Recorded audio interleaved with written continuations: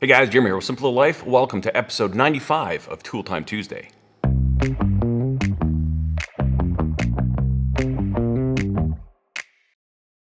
This video, I want to show you a new toolkit that I've set up for my go-to, something that could get me through like 90% of the projects I have around here that are maintenance related. We live in an older home. I've got two boiler systems that are cantankerous that I'm always tweaking. I've got a gate that functions half the time. We've got old electrical components like outlets that are always dying, and I'm always fiddling and tinkering with something. Previously, I was using this big Milwaukee, but I found this to be a little bit too big for my needs, and I ended up putting too much stuff in here. Also, in our boiler room, there's this one spot where I'm working regularly. This thing doesn't fit, so I have to keep my tools outside of the room. But this little guy, this thing sneaks right in there, and I can have my tools with me. So this is the Veto Pro Pac Tp-Lc. They make really high-end tool bags, pouches, technicians' pouches, backpacks, you name it. And I chose this one because I wanted something that was going to force me to be very concise with the tools that I had. I didn't want something huge. I want something that's easy to carry around, easy enough just to throw in the seat of my truck and take it to wherever I need to fix something. And so I've been very careful with how I've set this up, and this is particular to my needs and the things that I work on. But I'm just gonna take you through, show you some of the features of this bag, and then some of the things that I have in it. So let's start at the back. The very back here, we've got this nice pouch, heavy Velcro. And inside, I keep a Vera Tool Check Plus. This is the Imperial Edition. And so I'm covered for a lot of different bits. I've got my Allen drivers, Torx, Phillips, and then as well as sockets. These are very, very famous toolkits, very handy. It's got a little ratchet here, a bit holder, and a handle. So for screwdriving needs and random fasteners, this will do a lot. But I also keep in here a metric set of Allen keys. Some of the stuff I work on is metric. Rather than putting a whole nother Vera in here, I just use this. And I also have metric sockets covered. I'll show you that in just a minute. In this bag at the back, this pouch, it has two dividers. So you can kind of use it for some organization. I just keep the Allen keys on this side and the tool check on that side. So on this side, I just keep a tape measure, always handy to have. I've got electrical tape and Teflon tape. And then in here, I keep a Milwaukee rechargeable work light. This thing is really handy, super bright. It's got 3 brightness settings, high, medium, low. I generally find myself just using it on low, and it's ample. I like how the stand tilts out. You can just set it on your work area. This is also magnetic, so you can put it on the boiler or on your furnace. And it also has this carabiner clip, which is super handy. And this uses the red lithium USB batteries. So if you wanted, you could pick up a couple of these. But this light does have an indicator when it starts to get low, so I just keep an eye on that, and generally, this thing works fantastic. Really like working with this. It's just nice to have a nice broad beam of light. It's quite significant, and I wouldn't be without this. And then this little thing is just a bit holder. This is from Pickwick, which is a Canadian company, and this was an impulse buy. When I was buying some paint, I saw this and it was like $4, so I bought it. It's got Phillips, Slot, and Robertson, and you just swap out your bits like that.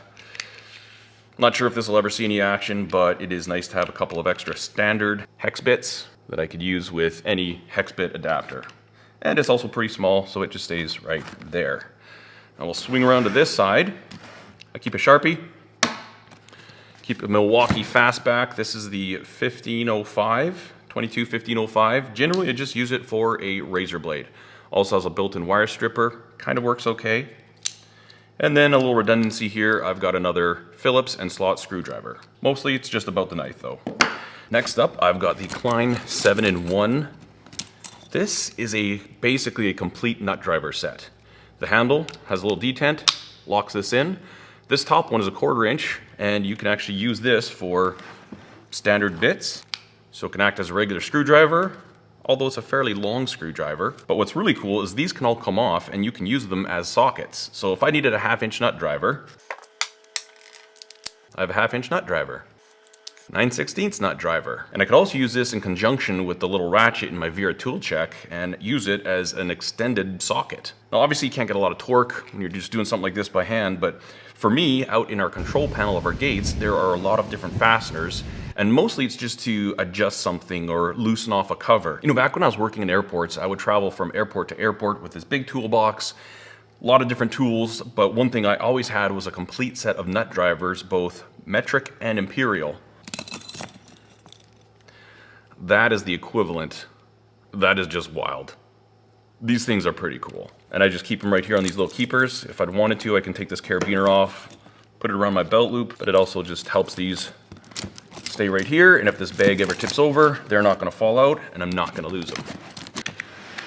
On the front of the pouch, we do have a clip where we could put the tape measure, but I prefer to keep it here. This one's also a dedicated metal clip, so you can just clip it on there.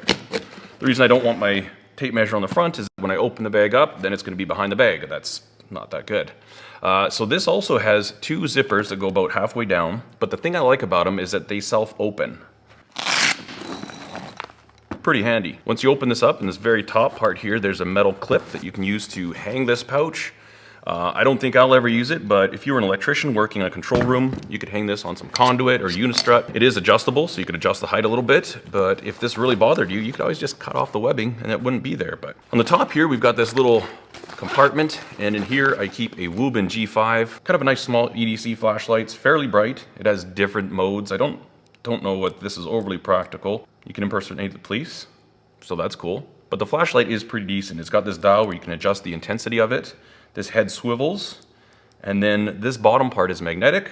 And the other cool thing about this, let me turn it off, is it has this clip you can pull out, and so you could clip this to your hat and use it as a headlamp if you'd wanted. It's nice to be able to just have a little flashlight. You can, or you could just use it as a work light, you know, click it to a pipe that you're working on. Pretty handy little thing to have. And then I also just keep a couple of zip ties in here. The one thing I need to add is some snare wire or mechanics wire. Sometimes you're working on something. I was working on our dryer, and there's a control panel that gets unbolted, but in order to disassemble the dryer, it's just dangling there. So it's kind of nice to have some wire where you can secure it out of the way so you don't damage any of those components. So I need to add that to this top compartment. Okay, let's go through the main bag. Starting from left, we'll go to the right. Right here, I keep Knipex pliers. I've got the Cobras and the parallel jaw pliers. I also have a larger set. But these things are like my go-to. These are unbelievable. This is way better than like an adjustable wrench. I don't have actual wrenches in here because I can do pretty much anything I need to do with this, and then also with the sockets that I have with me. Obviously, Cobra wrench, some of the best pipe pliers out there. Like those old school water pump pliers that I used to carry, man, those things are just laughable compared to these. So those live right here at the front for easy access. Right here, I've got a Phillips and a slot small screwdriver for working on control panels, tweaking little boards and stuff like that. For my other screw driving needs, I have a Milwaukee 11-in-1. This is a great screwdriver. I've had this one probably about 10 years. It has a wire stripper built into it, which actually does function for like, what is it, 12 gauge, 14 gauge residential wire. It actually works pretty good for solid copper wire. And then it's got large slot Phillips, number 1 and number 2 Robertson. This can be a nut driver. This can be a nut driver. That is a different size nut driver. So that's where they're getting the 11-in-1. And then we've got a smaller slot and Phillips on this side. I also like the size of this. It's not a really long tool, so this does really, really well. Beside that, I keep a small straight pick. Really handy. I was fixing the dishwasher, and there's O-rings that you had to get out. And so it's really nice. You can use this for scraping stuff away, programming buttons on different control panels and stuff like that. These things are so cheap and well worth the little bit of room they take in your pack. And then beside them, we've got the big Knipex parallel jaw pliers, water pump pliers. With this toolkit, it is amazing how much work I can do on the boilers, both in the shop and the house. Like, man, it's wild. Very efficient. Oh, that goes behind.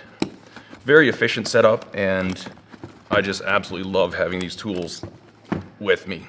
Beside those, I've got some high voltage screwdrivers, slot and Phillips. Obviously, you should try not to work on live circuits, but sometimes you have to. So that's one step of protection. And then in the very front here, I've got a set of diagonal cutters. And then beside those, I've got a set of wire strippers. I keep diagonal cutters because the metal cutters on these, it does have wire cutters, but they're junk. I find most of these ones that are strippers, the cutters in them don't work well. And these are snap-on.